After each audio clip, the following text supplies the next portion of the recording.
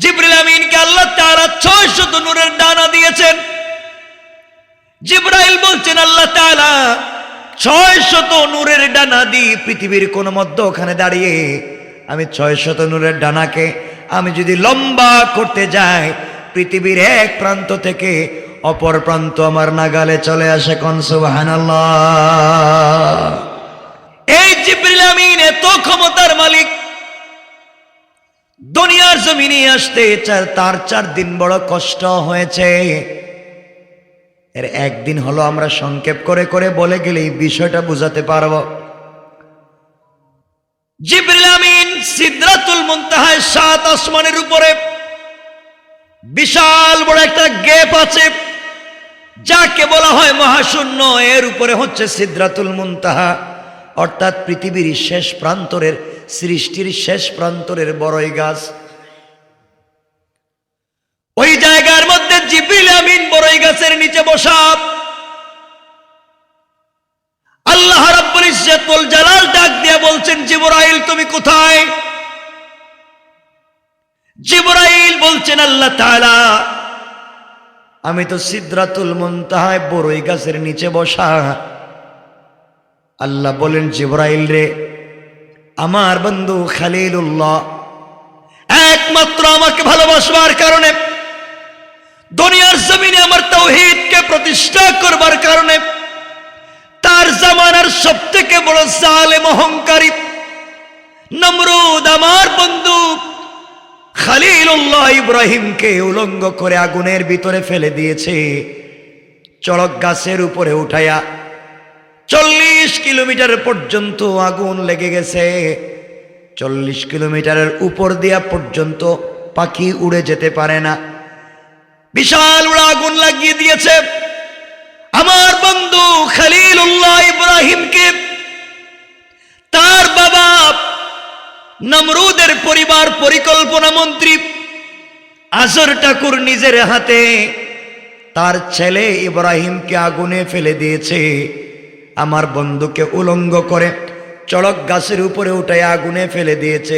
এখন কয়েক সেকেন্ডের ভিতরে আমার বন্ধু আগুনের ভিতরে পড়ে যাবে। জিবরাইল তুমি সিদরাতুল মুনতাহায় আছো, জান্নাতে যাও, জান্নাতি পোশাক নিয়া তাড়াতাড়ি আগুনে পড়ে যাওয়ার আগে আগে আমার বন্ধুকে পরাইয়া হেফাজত করে দাও। জিবরাইল আল্লাহকে বলছেন, আল্লাহ তাআলা নমরুদের আগুন দুনিয়ায় আর আমি সিদরাতুল মুনতাহায়, সিদরাতুল মুনতাহা থেকে জান্নাতে যেতে 1,00,000 বছরের রাস্তা, আর আপনি ওখানে আমাকে বলছেন এই মাত্র আগুনে ছেড়ে দিয়েছে, এর ভিতরে তাকে বাঁচাতে হবে। আল্লাহ তাআলা আল্লাহ বললেন, ও জিবরাইল দুনিয়াবাসীকে যদি বাঁচাতে হয়, আমার বন্ধু খলিল যদি না বাঁচে, দুনিয়ার জমিনে ইসমাইল আসবে না, ইসমাইল যদি না আসে বিশ্ব নবীও আসবেন না। সুতরাং দুনিয়াবাসীকে যদি বাঁচাতে হয় অবশ্যই অবশ্যই তুমি জান্নাত থেকে কাপড় নিয়ে ইব্রাহিমের কাছে পৌঁছে যাও। কোন সুবহানাল্লাহ। জিবরিল আমিন বলেন, আমি আমার 600 নূরের ডানা দিয়া সিদরাতুল মুনতাহা থেকে টান দিলাম। চুকের পাথি মারবার আগে, পলক নড়ে যাওয়ার আগে আগে জান্নাতুল ফিরদাউসের ভিতরে ঢুকে এক জোড়া কাপড় নিয়া আমি আমার 600 নূরের ডানা টান দিয়া নমরুদের আগুনের কাছে এসে দেখি ইব্রাহিম এখনো আগুনের নিচে পড়ে যায় নাই। এর আগে আমি আমার 600 নূরের ডানা তার নিচে বিছায়া দিয়া কাপড় পরাইয়া দিয়া দিলাম। আল্লাহু আকবার বলেন। জিবরিল আমিন বলছেন ইব্রাহিমকে বলছেন, ইব্রাহিম আপনি বলেন তো, এত কষ্ট করে আপনার জন্য এসেছি, আপনাকে নমরুদ আগুনে ফেলে দিয়েছে, আপনার আল্লাহকে আপনি দেখেন না? কেন রে এত কষ্ট হয়? কেনই বা আপনার এত কষ্ট হবে? ইব্রাহিম জবাব দিয়েছেন, আমি সমাজকে আলোকিত করতে চাই, সমাজ থেকে অন্ধকার দূর করতে চাই, আল্লাহর তাওহীদ প্রতিষ্ঠা করতে চাই।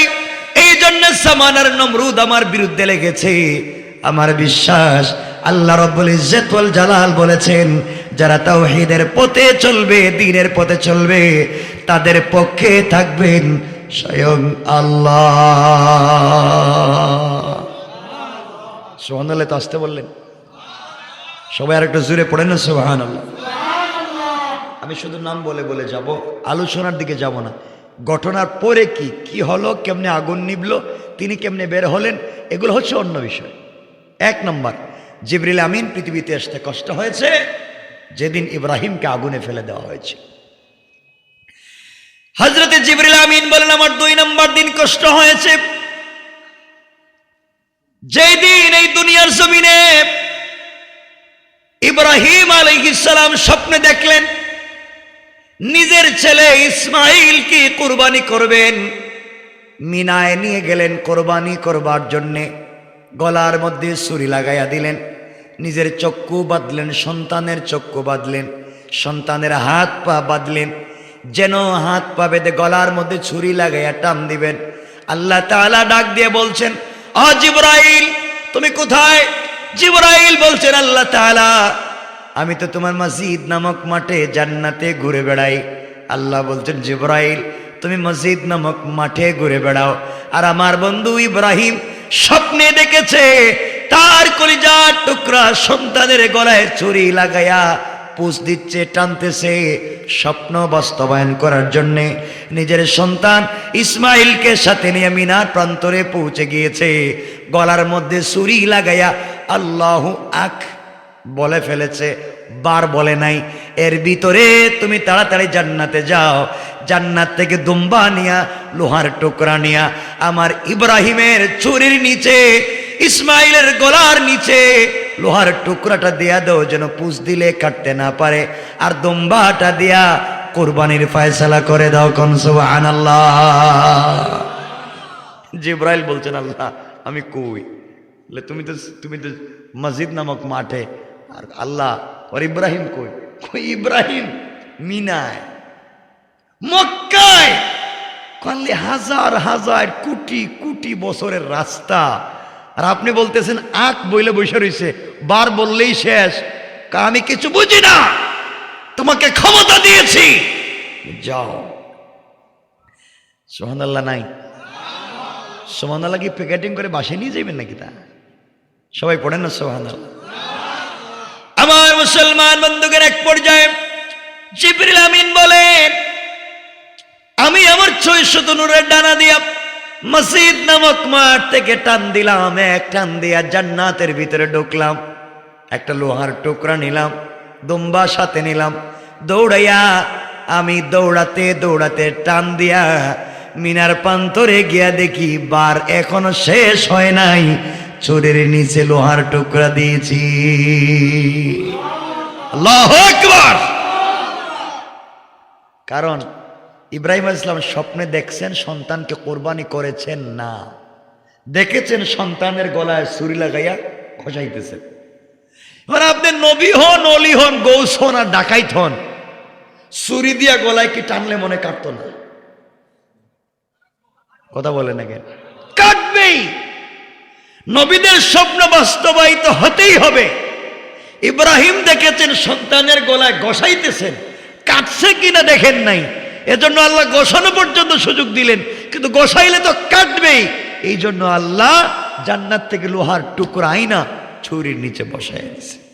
হযরতে ইউসুফ আলাইহিস সালামকে উলঙ্গ করে কূপের ভিতরে যখন ফেলে দিয়েছে, কূপের ভিতরে ছেড়ে দিয়েছে, বাবার কাছে ইউসুফ আলাইহিস সালামের শরীর থেকে জামা মুবারক খুলে রাস্তার থেকে বকরির বাচ্চাকে জবাই করে রক্ত দিয়ে জামাকে লাল করে বাবার কাছে নিয়ে গিয়ে বাবাকে বলছে, আব্বা জান ভাইকে তো বাঘে খেয়ে ফেলেছে, বাঘ খেয়ে ফেলেছে।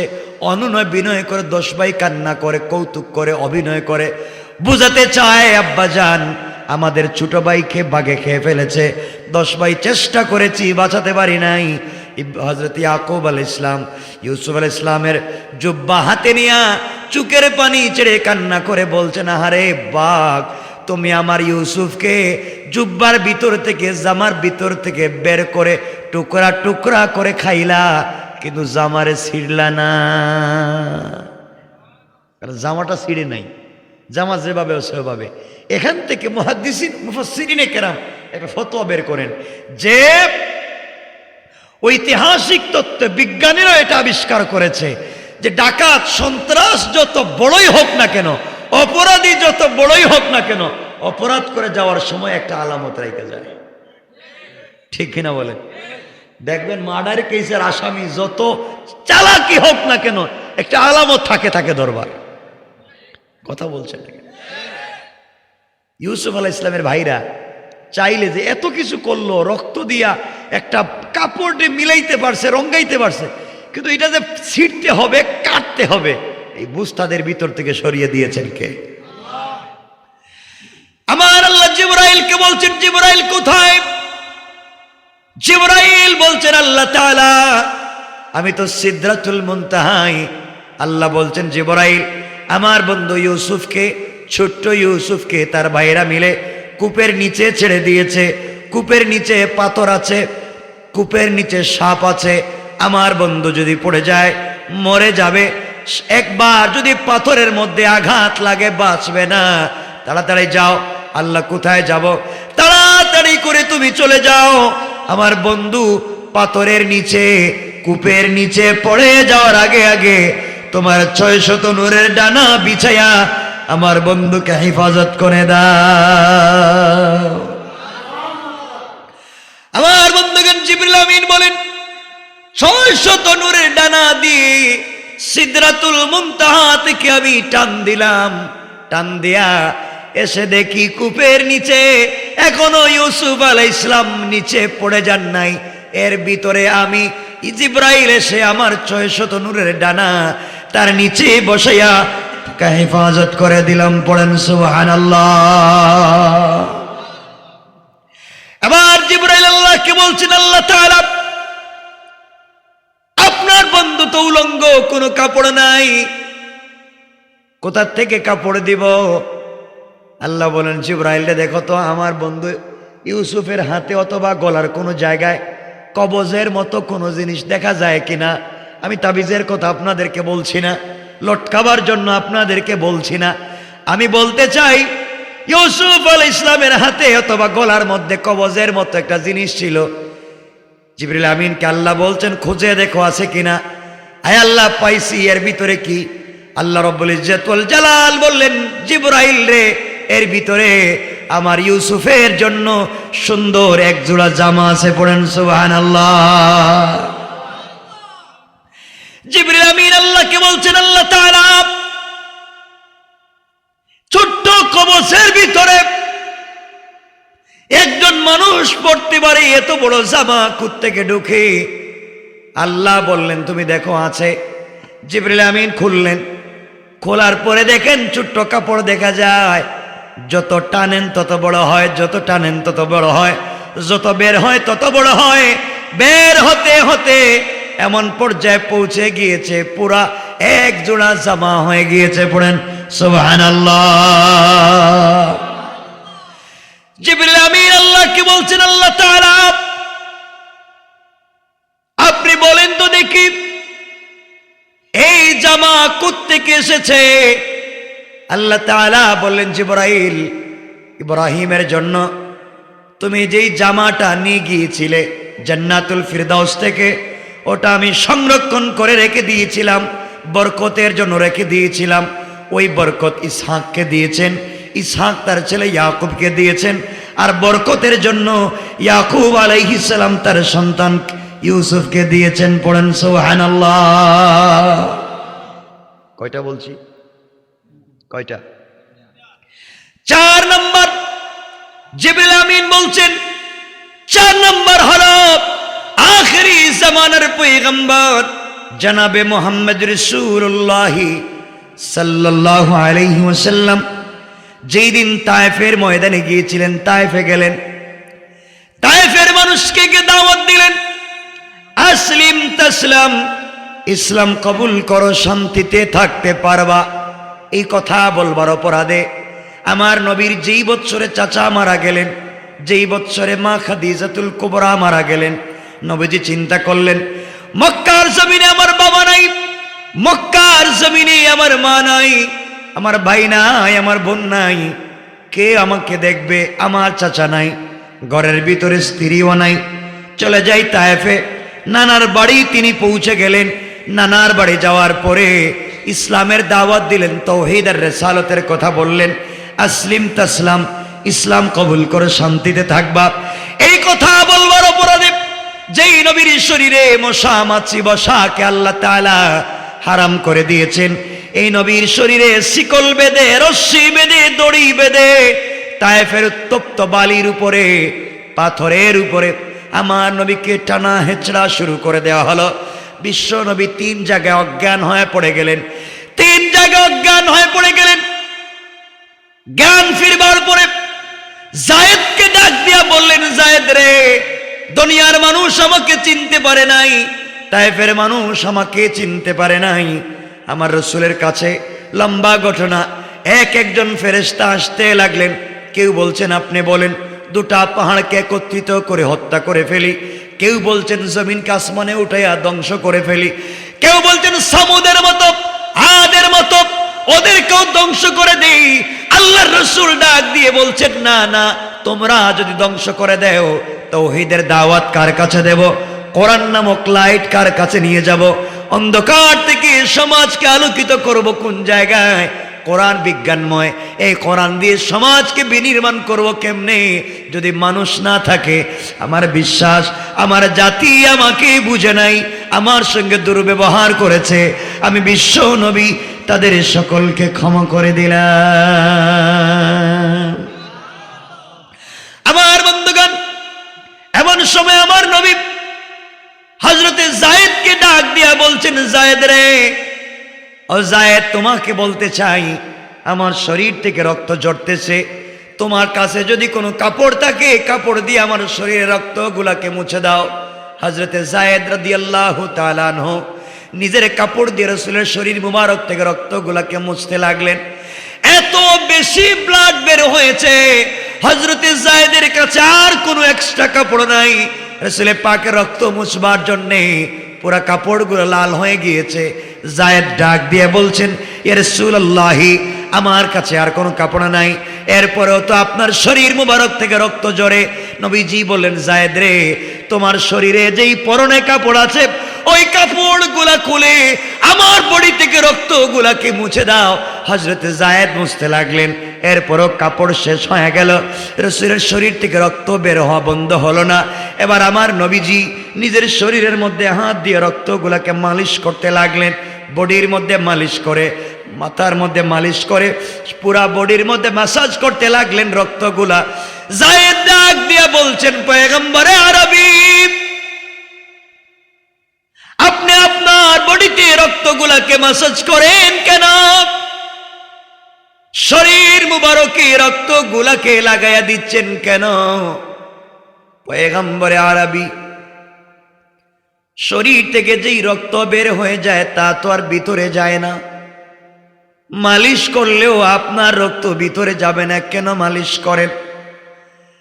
তারিখে ইবনে জারির তাবারিতে লিখে আল্লামা জারুল্লাহ জামাখশরী তাফসীরে কাশফে লিখেন, আমার নবীজি জবাব দিলেন, যায়েদ রে, তায়েফের মানুষ আমাকে চিনতে পারে নাই, শরীর থেকে রক্ত জড়িয়েছে, আঘাত করেছে, রক্ত জড়িয়েছে, এই জন্যে কষ্ট পাই নাই। তায়েফের মানুষ আমাকে বুঝতে পারে নাই, কিন্তু আমার শরীর থেকে 1 ফোঁটা রক্ত যদি তায়েফের মাটিতে পড়ে যায়, তায়েফের মাটি আমাকে চিনতে ভুল করবে না। 1 ফোঁটা মাটি জমিনে যদি পড়ে যায়, জমিন আমার রক্তের লোড নিতে পারবে না, সাথে সাথে ভূমিকম্প শুরু হয়ে যাবে, আর আল্লাহ দুনিয়ার জমিনে কিয়ামত কায়েম করে দেবে, দুনিয়া ধ্বংস হয়ে যাবে। তায়েফের মানুষ আমাকে চিনতে পারে নাই, শরীর থেকে রক্ত জড়িয়েছে, কিন্তু তায়েফের মাটি আমাকে চিনতে ভুল করবে না। 1 ফোঁটা রক্ত যদি জমিনে পড়ে যায়, জমিন আমার রক্তের লোড নিতে পারবে না রে যায়েদ। গোটা দুনিয়ায় আল্লাহ কিয়ামত কায়েম করে দেবেন, এই জন্যে মাটিতে রক্ত যেন না পড়ে যায়, শরীরের মধ্যে মালিশ করতেছি। আমার নবী শরীরের মধ্যে রক্ত মালিশ করেন। পায়ের মধ্যে এক জোড়া চামড়ার মোজা ছিল, রাসূলের পা মুবারকের রক্ত জমতে জমতে মোজা ভরে গিয়েছে। এক ফোঁটা রক্ত মোজার নিচ দিয়া পায়ের নিচে চলে গিয়েছে। লটকা লটকি করে আমার নবী বসে আছে, পা লম্বা করে রেখেছেন, পায়ের নিচে বৃদ্ধাঙ্গুলির নিচ দিয়ে মোড়ার দিকে এক ফোঁটা রক্ত লটকা লটকি করে কখন জানি জমিনে পড়ে যায়, কখন জানি জমিনে পড়ে যায়। আল্লাহ ফেরেশতাদেরকে ডাক দিয়ে বলছেন, ফেরেশতারা সাক্ষী, আমার বন্ধুর শরীর থেকে যদি এক ফোঁটা রক্ত পড়ে যায় দুনিয়া রাখবো না, আসমান জমিন আরশ কুরসি লৌহ কলম কিছুই রাখবো না, ভেঙ্গে চুরে চুরমার করে দেব। যেই বন্ধুর জন্য দুনিয়া সাজিয়েছি, যেই বন্ধুকে আদম যখন মাটি এবং পানির মধ্যখানে গোড়াগড়ি করছে, তখন আমি যাকে রাসূল হিসাবে স্বীকৃতি দিয়েছি, যাকে উপলক্ষ করে দুনিয়া তৈরি করেছি, যার নামের স্ট্রাকচার দিয়ে দুনিয়া বানাইলাম, যার নামের ডিজাইন দিয়ে আরশে আজিম বানিয়েছি, যার নামকে আমার নামের পাশে বসিয়েছি, এই নবী আখিরি জামানার পয়গম্বর হাবিবুল্লাহ শরীর থেকে এক ফোঁটা রক্ত যদি জমিনে পড়ে যায় কাউকে রাখবো না, গোটা জমিন ধ্বংস করে দেব। জিবরাইল কোথায়? আল্লাহ ডাক দিয়া বলছেন, জিবরাইল বলো তুমি কোথায়, বলো তুমি কোথায়? জিবরাইল বলছেন, আল্লাহ তাআলা আমি তো সিদরাতুল মুনতাহায়। আমার 20 মিনিট ছিল, 21 মিনিট হয়ে গেছে। 1 মিনিট আমি লম্বা করবো না, 2 মিনিট বেশি হয়ে যাবে। আমাকে 12:20 বলা হয়েছে, 12:21 হয়ে গিয়েছে। 1 মিনিট আপনাদের কাছ থেকে নিচ্ছি, কষ্ট হবে না তো আপনাদের? আমার বন্ধুগণ গভীর মনোযোগ, শুধু এই জায়গায় কথা রেখে দিব, লম্বা সামনের দিকে যাওয়ার সুযোগ নাই, কথা বাড়াবো না, শুধু এক কথা বলতে চাই। এমন সময় জিবরিল আমিন বলছেন, আল্লাহ তাআলা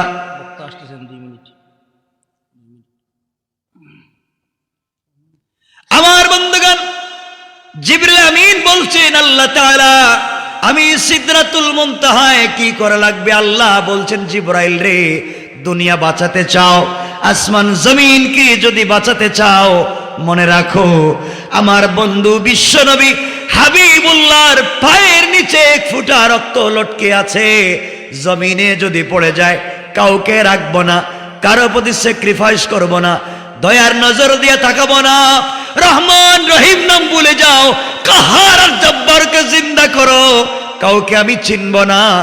দুনিয়া বাঁচাতে চাও, নিজেকে বাঁচাতে চাও, আমার নবীর রক্ত মুবারক জমিনে পড়ে যাওয়ার আগে আগে তোমার নূরের ডানা বিছায়া রক্তগুলাকে হেফাজত করে বিশ্ববাসীকে বাঁচাইয়া দাও। জিবরিল আমিন বলছেন, আমি আমার 600 নূরের ডানা দেয়া সিদরাতুল মুনতাহা থেকে টান দিলাম, টান দিয়া এসে দেখি আমার রাসূলের পা মুবারক থেকে রক্তের ফোঁটা ছুটে গিয়েছে, জমিনে পড়ে যাবে, 1 সুতার 1 কোটি ভাগের 1 ভাগ বাকি আছে, লেগে যাবে। এই মুহূর্তের ভিতরে 1 সেকেন্ডের 1 কোটি ভাগের 1 ভাগের ভিতরে এসে আমি আমার নূরের পর বিছায়া দিয়া বিশ্ববাসীকে হেফাজত করে দিয়েছি। সুবহানাল্লাহ। আল্লাহ রাব্বুল ইজ্জত ওয়াল জালাল বোঝাতে চান, এত এত ক্ষমতা জিবরিল আমিনকে দিয়েছেন, কিন্তু এই জিবরাইল আল্লাহর রাসূলের চাইতে অনেক ছোট, রাসূলের খাদেম, রাসূলের কাছে ওহী নিয়ে আসেন, রাসূলের কথা শুনেন, আর আল্লাহ আমার নবীর সম্মান এত এত উপরে দিয়েছেন, কারণ তার কাছে পৃথিবীর সবথেকে বড় কিতাব, যার নাম কালামুল্লাহ, আল কোরআন নাজিল করেছেন। পড়েন সুবহানাল্লাহ। এখানেই ছিল আমার কথা। আমার বন্ধুগণ, আল্লাহ পৃথিবীতে যত কিতাব দিয়েছেন সবগুলা কিতাবুল্লাহ, সবগুলো আল্লাহর কিতাব। জাবুর কিতাবুল্লাহ, ইনজিল কিতাবুল্লাহ, তাওরাত কিতাবুল্লাহ, একটাও কালাম না, সবগুলা কিতাব। তাওরাত লেখে সিলেটে লিখছেন, সিলেটে লিখে আল্লাহ মুসা আলাইহিস সালামকে দিয়ে বলছেন, মুসা যাও, এটা তোমাকে দিলাম, তুমি তোমার উম্মতকে বুঝাও। মাথায় করে মুসা নিয়ে আসছেন, উম্মতকে বুঝাইছেন তাওরাত। সবগুলা কিতাব, আর কোরআন হচ্ছে একটা কিতাব যার নাম কালামুল্লাহ। আল্লাহ নিজে 30 বার নিজে তিলাওয়াত করছেন, এরপরে তার নবীর কাছে নাজিল করছেন। পড়েন সুবহান। এই কোরআন, এই জন্য আল্লাহ রাব্বুল ইজ্জত ওয়াল জালাল বলছেন, দুনিয়ার জমিনে যা কিছু হয়, আমরা আজকে কোরআন থিসিস করি না, কোরআন অ্যানালাইজ করি না, কোরআন গবেষণা করি না। কোরআনকে বানিয়েছি মক্তবে বাচ্চাদের পড়াবার বই, কোরআনকে বানিয়েছি তাবিজার কবজ দেওয়ার বই, কোরআনকে বানিয়েছি শবে বরাতের শবে কদরে খতম পড়ার বই, কোরআনকে বানিয়েছি কেউ মরে গেলে তার বাড়িতে 10 জন মিলে খতম পড়ে 200 টাকা করে পাওয়ার বই। এজন্য আল্লাহ কোরআন নাজিল করে নাই। কোরআন দিয়েছেন সায়েন্স, আর্টস, এলজেব্রা, জ্যামিতি, পৌরনীতি, অর্থনীতি, লসাগু, গোসাগু, social science, medical science, general science, physics, chemist, biology, যা আছে। আসমানের উপরে কি আছে, আসমানের নিচে কি আছে, বিজ্ঞান 100 বছর পরে কি আবিষ্কার করবে, বিজ্ঞান কোন জায়গায় যাবে, আল্লাহ বলছেন যা হবে যা হয় নাই সবকিছুর পূর্ণাঙ্গ বর্ণনা দিয়ে কোরআনে আল্লাহ বলছেন তিবিয়ানান লিকুল্লি শাই, সবকিছুর পূর্ণাঙ্গ বর্ণনা আল্লাহ কোরআনে দিয়েছেন। পড়েন সুবহানাল্লাহ।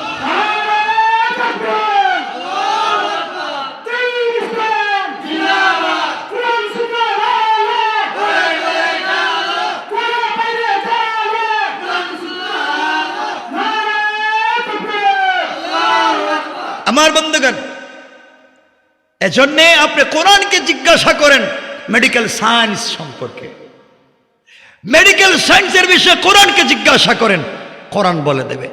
চন্দ্র ঘুরে না সূর্য ঘুরে, কোরআনকে জিজ্ঞাসা করেন, কোরআন জবাব দিব শামসুত তাজরি লিমুস্তাকাররিল লাহা।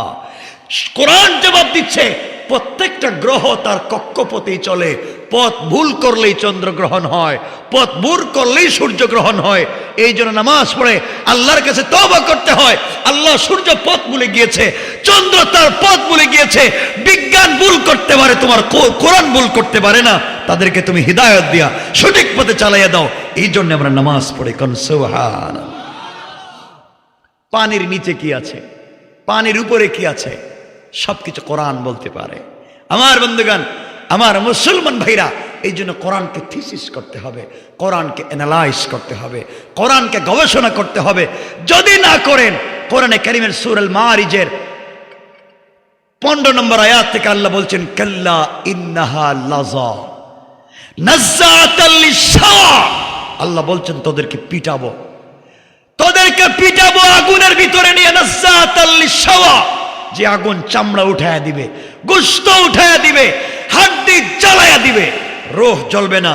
আল্লাহ রাব্বুল ইজ্জত ওয়াল জালাল বলছেন এইভাবে আঘাত করে করে ঠিক করবেন যদি আমরা কোরআনকে গবেষণা করতে না পারি, কোরআনকে বুঝতে না পারি।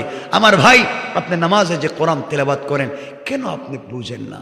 কেন আপনি কোরআনটা পড়েন না? কেন আপনি কোরআনটাকে বুঝবার চেষ্টা করেন না? এর তো এটা নয় যে কোরআন না বুঝে পড়লে সওয়াব হবে না, এটা নয়। অবশ্যই অবশ্যই সওয়াব আছে, অবশ্যই নেকি আছে। 1 অক্ষরে 10 নয় 30 নেকি পাবেন, এটা হচ্ছে সওয়াব। কিন্তু কোরআন না বুঝলে সমাজকে পরিবর্তন করতে পারবেন না, সমাজকে আপনি আবিষ্কার করতে পারবেন না। এজন্য কোরআনকে গবেষণা করা দরকার আছে না নাই? আল্লাহ আমাদের সবাইকে কবুল করুক। আসসালামু আলাইকুম ওয়া রাহমাতুল্লাহ।